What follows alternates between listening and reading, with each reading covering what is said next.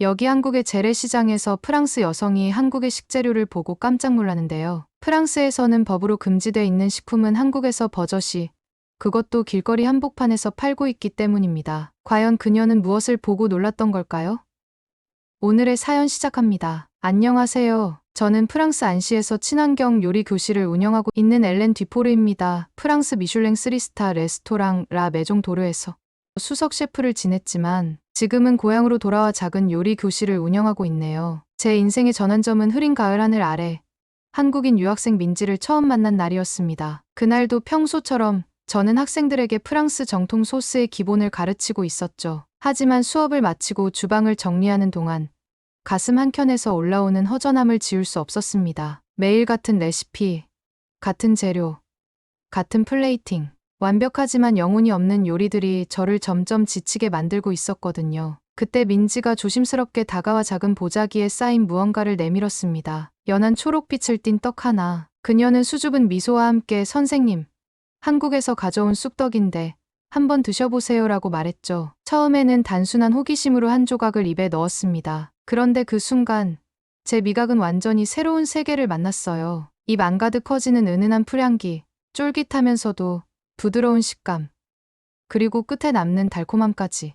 그동안 프랑스 요리에서는 결코 맛보지 못했던 독특한 조화였습니다. 그날 밤, 저는 오랜만에 요리 노트를 펼쳐들었죠. 쑥이라는 낯선 재료가 제게 준 영감이 넘쳐흘러서 밤새 새로운 레시피 구상으로 잠을 이루지 못했습니다. 베이킹 파우더 대신 쑥 가루를 넣은 마카롱, 쑥을 활용한 크림 소스, 쑥을 곁들인 렉 오브램까지. 프랑스 요리의 기본을 지키면서도 새로운 맛을 창조할 수 있는 가능성이 무궁무진해 보였어요. 다음 날 아침, 저는 평소보다 일찍 요리 교실에 도착했습니다. 민지는 이미 와서 주방을 정리하고 있었죠. 그녀에게 다가가 쑥에 대해 물어보자 민지의 눈이 반짝였어요. 그런데 대화를 나누다 보니 놀라운 사실을 알게 되었습니다. 프랑스에서는 쑥을 의료용 외에는 식용으로 판매하는 것이 법적으로 금지되어 있다는 것이었죠. 한국에서는 봄이 되면 들판에 자라나는 쑥을 캐서 다양한 요리에 사용한다는 민지의 이야기가 더욱 특별하게 다가왔습니다. 민지는 자신의 할머니가 만든 쑥개떡 레시피도 공유해 주었어요. 그녀의 이야기를 들으며 쑥은 단순한 식재료가 아닌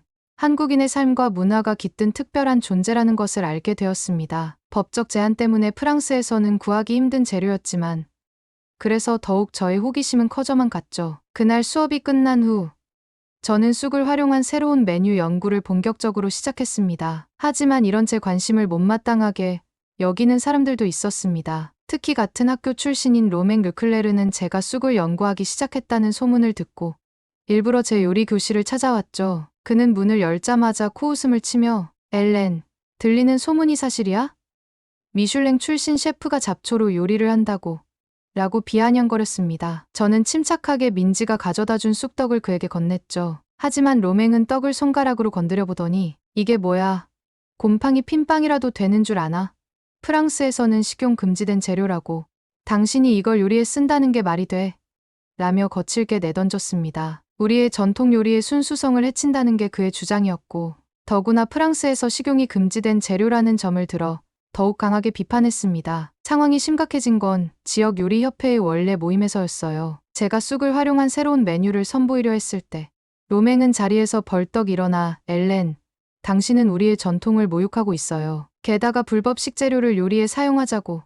당신 미쳤어요? 라고 소리쳤죠. 그의 날선 비난에 다른 셰프들도 술렁이기 시작했고 저는 그 자리에서 난처한 상황에 처했습니다. 하지만 그날 밤 민지가 보내준 한국의 전통 시장 사진들을 보며 생각이 달라졌어요. 푸른 쑥 향이 가득한 시장 골목, 쑥떡을 만드는 할머니들의 숙련된 손길.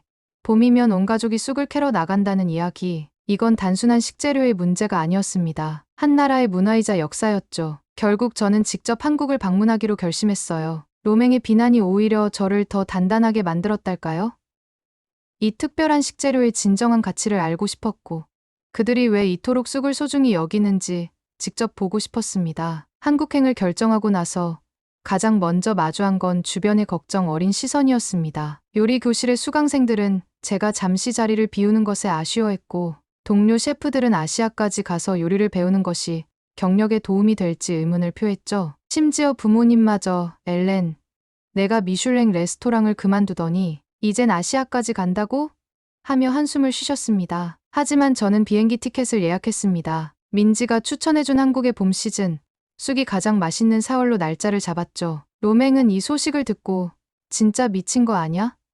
프랑스 요리의 자존심도 버리고 라며 비아냥거렸지만 오히려 그의 말이 제 결심을 더 굳건하게 만들었어요. 드디어 파리드골 공항에서 인천행 비행기에 올랐습니다. 13시간이라는 긴 비행시간이 걱정됐지만 기내에서 맞이한 첫 번째 놀라움은 저를 설레게 했죠. 기내식으로 나온 비빔밥이었습니다. 둥근 그릇에 각종 나물들이 알록달록 담겨 있고 그 위에 도란도란 놓인 달걀 노른자까지. 처음에는 어떻게 먹어야 할지 몰라 망설였는데 옆자리 승객이 고추장을 넣고 쓱쓱 비비는 법을 알려주었어요. 한 숟가락을 떴을 때 각각의 재료들이 서로 조화롭게 어우러지며 만들어내는 맛의 향연에 깜짝 놀랐습니다. 프랑스 요리가 각 재료를 따로 조리해 플레이팅하는 것과 달리 모든 재료를 한 그릇에 담아 비비는 이 방식이 신선한 충격으로 다가왔죠. 이미 기내식만으로도 한국 요리의 매력에 빠져들기 시작한 저는 창밖의 구름을 바라보며 앞으로 만나게 될 새로운 맛의 세계에 대한 기대로 가득 찼습니다. 13시간의 긴 비행 끝에 인천국제공항에 도착했습니다. 피곤할 법도 한데 공항의 놀라운 모습에 절로 눈이 커졌죠. 파리 드골 공항에서는 입국 수속을 위해 보통 1시간 이상을 기다려야 했지만 인천공항은 달랐습니다. 입국장에 설치된 수십 대의 자동 입국 심사대가 마치 미래의 한 장면 같았어요. 터치 한 번으로 빠르게 입국이 처리되는 모습을 보며 프랑스의 지루한 대기줄이 떠올랐습니다. 특히 놀라웠던 건 수화물 찾는 시스템이었어요. 드골 공항에서는 수화물 벨트 주변에 사람들이 몰려 자신의 짐을 찾느라 혼란스러운 게 일상이었죠. 하지만 인천공항은 완전히 달랐습니다. 수화물 벨트마다 도착 항공편이 정확히 표시되어 있었고 짐이 나오는 순서까지 전광판으로 안내되고 있었어요. 게다가 무거운 짐을 운반할 수 있는 카트도 무료로 제공되는 걸 보고 또 한 번 놀랐습니다. 파리에서는 카트 하나에 4유로를 내야 했거든요. 수화물을 찾고 나오는 길에 또 하나의 놀라움이 기다리고 있었습니다. 입국장 곳곳에 설치된 무료 와이파이 존과 핸드폰 충전기, 심지어 여행객을 위한 무료 샤워실까지.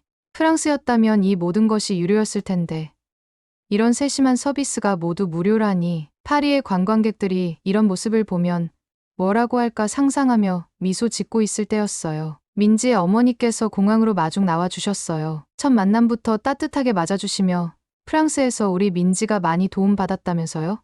라고 말씀하시는데 그 친근함의 마음이 절로 편안해졌습니다. 우선 집에 가서 짐을 풀고 쉬어야죠. 민지 어머니의 말씀에 저는 망설이다 조심스레 부탁드렸습니다. 실은 한국의 전통시장을 꼭 보고 싶어서요. 민지가 보여준 사진들 속 시장의 모습이 자꾸 떠올라서. 제 말에 민지 어머님은 흔쾌히 웃으시며 역시 요리사는 달라요. 그럼 잠깐 시장에 들렀다 가죠. 하고 말씀하셨죠. 그렇게 우리는 바로 서울의 전통시장으로 향했어요. 시장에 들어서자마자 활기찬 시장 분위기와 다양한 식재료의 향연에 압도되었습니다. 특히 봄나물을 파는 골목에서는 쑥, 냉이, 달래 등 처음 보는 나물들이 가득했어요. 그 중에서도 제 시선을 사로잡은 건 쑥을 다듬고 계시는 한 할머니였어요. 주름진 손으로 쑥을 정성스레 다듬으시는 모습이 마치 보석을 다루는 것 같았습니다. 제가 관심을 보이자 할머니께서는 쑥 한 줌을 건네시며 이야기를 들려주셨죠. 어린 시절 보릿고개 때 쑥으로 연명했던 이야기, 봄이면 온 가족이 쑥을 캐러 다녔던 추억, 그리고 지금은 손녀에게 쑥떡 만드는 법을 가르쳐 주신다는 이야기까지.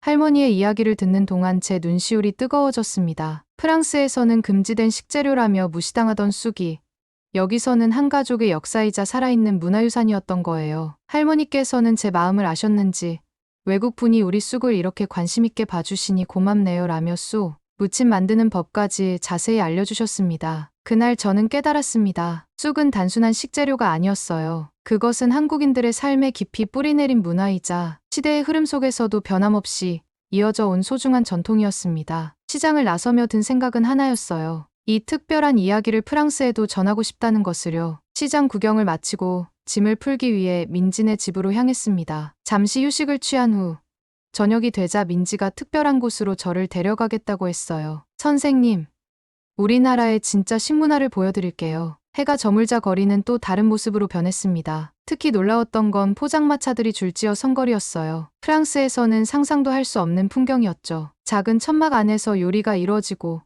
사람들은 서서 또는 작은 의자에 앉아 음식을 즐기고 있었습니다. 민지가 저를 구석진 포장마차로 안내했을 때 진열대에서 처음 보는 음식이 제 시선을 사로잡았어요. 빨간 양념과 함께 담긴 나선형의 이상한 생명체 같았죠. 이게 뭐예요?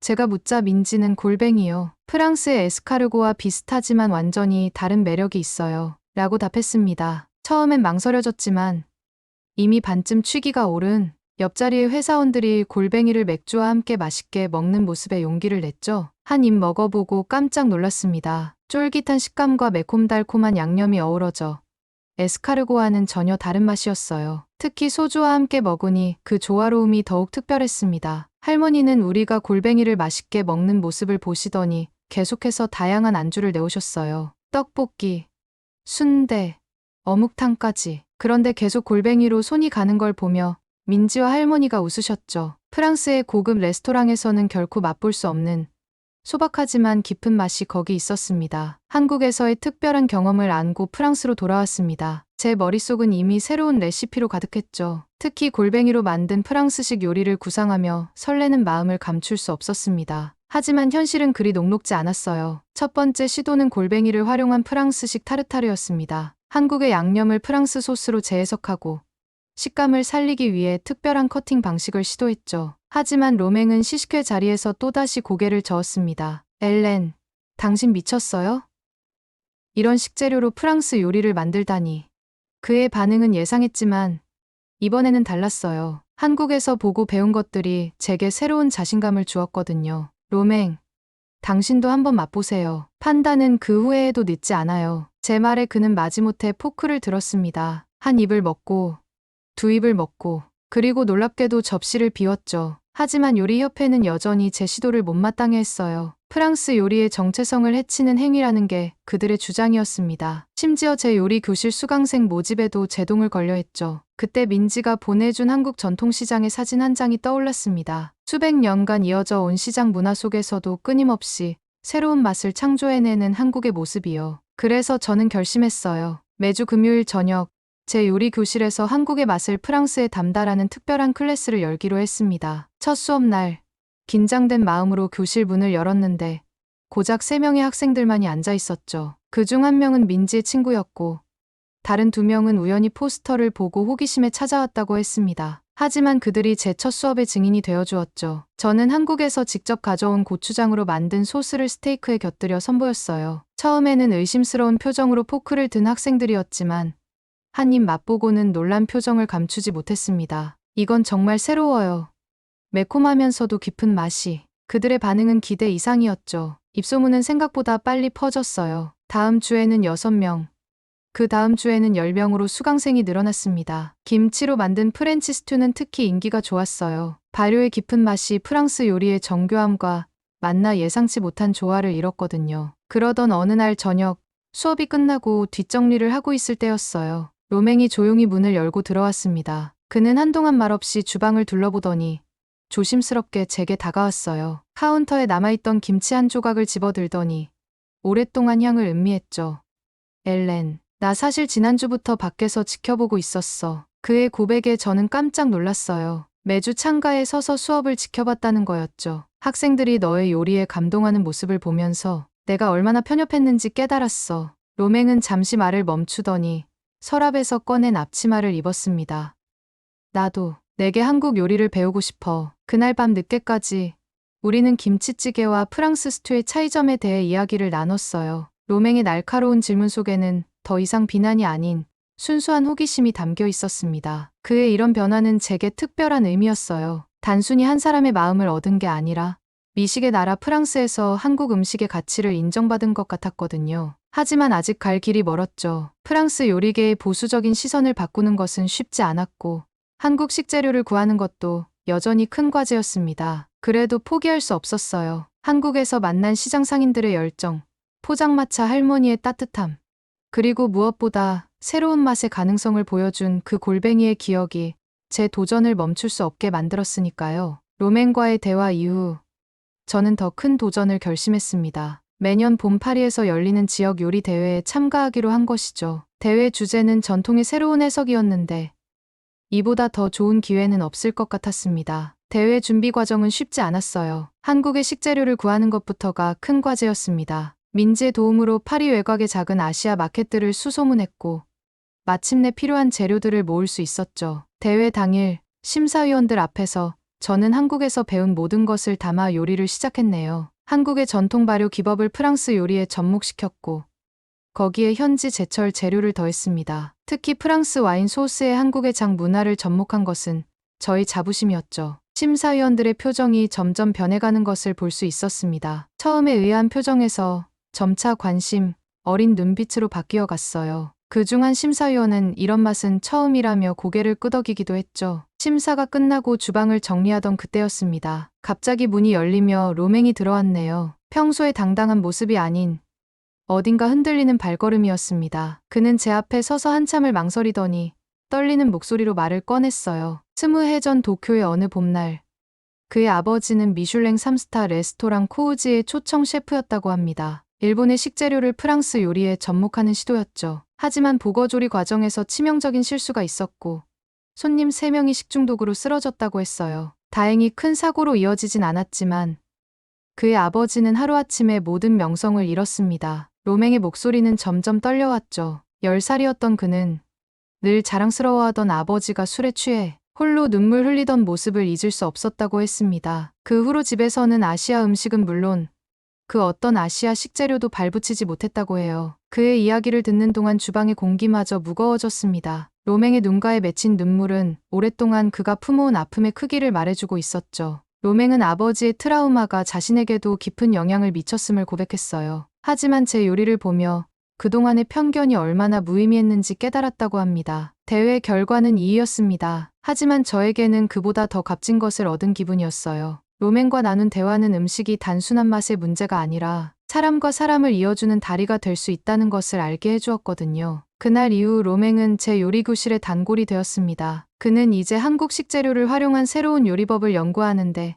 가장 열정적인 학생이 되었죠. 아버지의 상처를 뛰어넘어 새로운 도전을 시작한 그의 모습에서 저는 요리가 가진 치유의 힘을 발견할 수 있었네요. 로맹의 고백 이후 저는 그와 진지한 대화를 나누기로 했습니다. 파리 근교의 조용한 공원에서 만난 우리는 한국의 식문화에 대해 이야기를 시작했네요. 먼저 한국의 발효식품에 대해 설명했습니다. 수천 년간 이어져 온 장 문화와 김치의 과학적 원리, 그리고 이런 전통식품들이 현대 식품 안전 기준을 충족하는 과정들을 하나하나 짚어갔어요. 특히 한국 식품의 안전성이 세계적으로 인정받고 있다는 사실에 로맹은 깊은 관심을 보였죠. 그러던 중 로맹이 한 가지 제안을 했습니다. 다가오는 프랑스 아시아 음식 문화 교류전에 함께 참가하자는 것이었어요. 처음에는 놀랐지만 이보다 더 좋은 기회는 없을 것 같았습니다. 우리는 한 달간 매일 밤 새로운 메뉴를 연구했네요. 한국의 전통 발효 식품과 프랑스 요리 기법을 접목한 요리들을 개발했고 특히 식재료 선택과 조리 과정의 안전성에 가장 많은 신경을 썼습니다. 대회 당일 우리는 동서양의 안전한 만남이라는 주제로 요리를 선보였어요. 된장으로 맛을 낸 프랑스식 소스, 김치를 활용한 테린, 한국 고추장으로 맛을 낸 비프 부르기뇽까지. 심사위원들은 처음에는 의아한 표정이었지만 맛을 보고는 놀라움을 감추지 못했습니다. 특히 우리의 발표에서 로맹이 직접 한국 식재료의 안전성과 과학적 원리를 설명한 것이 큰 호응을 얻었죠. 그의 설명에는 이전의 편견이나 두려움은 찾아볼 수 없었어요. 대신 새로운 식문화에 대한 깊은 존중과 이해가 묻어났습니다. 결과 발표 시간. 우리는 최우수상의 영광을 안았네요. 하지만 그보다 더 값진 것은 시상식장에서 본 로맹의 표정이었습니다. 그의 눈빛에서 오랜 시간 짊어졌던 무거운 짐을 내려놓은 듯한 편안함이 느껴졌어요. 대회가 끝난 후 로맹은 자신의 아버지에게 전화를 걸었습니다. 오랜만에 통화였다고 해요. 그는 아버지에게 우리가 만든 요리와 자신이 새롭게 알게 된 아시아 음식 문화에 대해 이야기했다고 합니다. 놀랍게도 그의 아버지는 조용히 듣기만 하다가 마지막에 한마디를 했다고 해요. 내가 그렇게 생각했다면 나도 다시 한번 도전해볼 만하겠구나. 그날 이후 로맹은 완전히 달라졌습니다. 그는 이제 한국 식재료를 연구하는데 누구보다 열정적이에요. 종종 그가 새로운 레시피를 들고 와서 제 의견을 물어볼 때면 음식이 가진 힘이 얼마나 큰지 다시 한번 실감하게 됩니다. 대회 이후 제 요리 교실에는 큰 변화가 찾아왔습니다. 한국 요리를 배우고 싶다는 수강생들이 늘어난 것이죠. 처음에는 주방이 좁아 수강생을 더 받을 수 없다고 했지만 그들의 열정적인 요청에 결국 강의 시간을 늘리기로 했네요. 특히 놀라웠던 건 프랑스 요리협회의 태도 변화였습니다. 얼마 전까지만 해도 아시아 식재료 사용을 못마땅해 하던 그들이 이제는 현대 프랑스 요리의 새로운 흐름이라며 제 수업을 취재하러 오기도 했어요. 수업에서는 한국의 장 문화를 프랑스 요리에 접목하는 방법을 주로 다뤘습니다. 된장으로 만든 소스를 스테이크에 곁들이고 고추장을 활용한 새로운 드레싱을 선보였죠. 학생들은 처음 접하는 맛에 놀라워했고 점차 스스로 새로운 레시피를 개발하기 시작했어요. 로맹의 변화는 더욱 특별했습니다. 그는 이제 매주 수업에 참석하며 한국 식재료를 연구하는데 누구보다 열심이었어요. 어느 날은 직접 개발한 김치 크림 소스 파스타를 들고 와서는 제 의견을 물어보기도 했죠. 그의 눈빛에서는 더 이상 편견이나 두려움을 찾아볼 수 없었습니다. 더욱 고무적인 것은 파리의 다른 레스토랑들도 조금씩 변화하기 시작했다는 점이에요. 고급 레스토랑들이 메뉴에 한국 식재료를 활용한 요리를 하나둘 선보이기 시작했고 미슐랭 가이드에서도 이러한 시도를 긍정적으로 평가했습니다. 최근에는 프랑스 요리학교에서 한국 식문화에 대한 특강을 요청해왔어요. 저는 한국의 발효 문화와 식재료에 대해 강의하면서 음식을 통해 서로를 이해하고 존중하는 것이 얼마나 중요한지 이야기했습니다. 강의가 끝난 후 한 학생이 다가와 선생님 덕분에 요리의 새로운 가능성을 보았다고 말해주었죠. 이제 제 요리 교실은 단순한 수업 공간을 넘어 서로 다른 문화가 만나 새로운 것을 창조해내는 작은 실험실이 되었습니다. 여기서 시작된 작은 변화가 프랑스 요리계 전체의 변화로 이어질 것이라 믿어요. 그러던 어느 날 파리의 유명 음식 잡지에서 제 요리 교실을 취재하러 왔습니다. 전통과 혁신 사이 프랑스 요리의 새로운 물결이라는 제목의 기사가 실렸죠. 기사를 본 프랑스 요리협회에서는 저를 초청해 한국 식재료의 활용 가능성에 대한 세미나를 요청했어요. 그때였습니다. 문득 한국의 그 시장 할머니가 떠올랐네요. 할머니께서 건네주신 쑥 한 줌으로 시작된 이 모든 변화들. 그분을 다시 찾아뵙고 이 모든 이야기를 들려드리고 싶다는 생각이 간절해졌습니다. 그래서 한국에 다시 방문해보기로 했어요. 1년 만에 다시 찾은 한국은 전과 다르게 느껴졌습니다. 이제는 낯선 곳이 아닌 제 요리 인생의 또 다른 고향 같았어요. 공항에서 나와 제일 먼저 향한 곳은 그때 그 전통시장이었습니다. 시장 입구에 들어서자 익숙한 풍경이 눈에 들어왔네요. 할머니는 1년 전과 같은 자리에서 봄나무를 다듬고 계셨습니다. 저를 알아보신 할머니는 환한 미소와 함께 프랑스 아가씨가 돌아왔네 하며 반겨주셨어요. 할머니 앞에 앉아 프랑스에서의 지난 1년을 이야기했습니다. 한국 식재료로 프랑스 요리를 만들었던 이야기, 로메인과의 우여곡절, 그리고 점차 변화하는 프랑스 요리계의 모습까지. 이번 방문에는 특별한 목적이 있었어요. 한국의 다양한 식재료를 더 깊이 연구하고 싶었거든요. 할머니의 소개로 시장 곳곳을 다니며 각각의 식재료가 가진 이야기를 들었습니다. 취나물, 고사리, 더덕, 모든 나물 하나하나가 가진 고유한 맛과 특성이 새롭게 다가왔죠. 특히 인상 깊었던 건 된장과 고추장을 직접 담그는 과정을 배운 것이었습니다. 장인의 된장 가게에서 며칠을 머물며 전통 발효의 비밀을 배웠어요. 그 시간 동안 한국의 발효 문화가 얼마나 과학적이고 체계적인지 깊이 이해하게 되었죠. 이제 저는 새로운 꿈을 꾸고 있습니다. 프랑스의 한국 식문화 연구소를 세우는 것이에요. 단순히 레시피를 전수하는 것이 아닌 한국 식재료의 가치와 활용 가능성을 연구하고 알리는 공간을 만들고 싶습니다. 시장을 떠나기 전 할머니께서 작은 봉지를 건네주셨어요. 직접 말린 나물들이었죠. 프랑스 사람들에게 우리 맛을 잘 전해주세요. 할머니의 그 말씀은 제게 새로운 사명이 되었습니다. 이제 저는 두 나라의 음식 문화를 이어주는 다리가 되어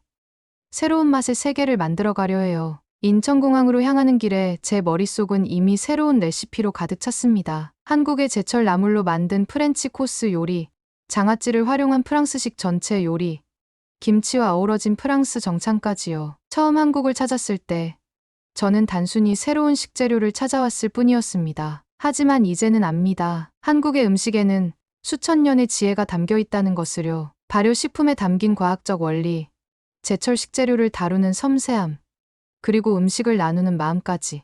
이 모든 것이 프랑스 요리의 새로운 지평을 열어주었네요. 이제 파리로 돌아가면 더 큰 도전이 기다리고 있겠지만 두렵지 않습니다. 한국의 맛과 문화는 이미 제 요리의 중요한 일부가 되었으니까요. 프랑스와 한국, 두 나라의 음식 문화가 만나 더 특별한 무언가를 만들어낼 수 있다고 믿습니다. 이제 그 새로운 이야기를 써내려갈 차례네요. 오늘의 사연 어떻게 들으셨나요? 사연이 여러분의 마음을 울렸다면 구독과 좋아요, 댓글 많이 남겨주세요. 부탁드립니다. 영상 시청해주셔서 감사합니다.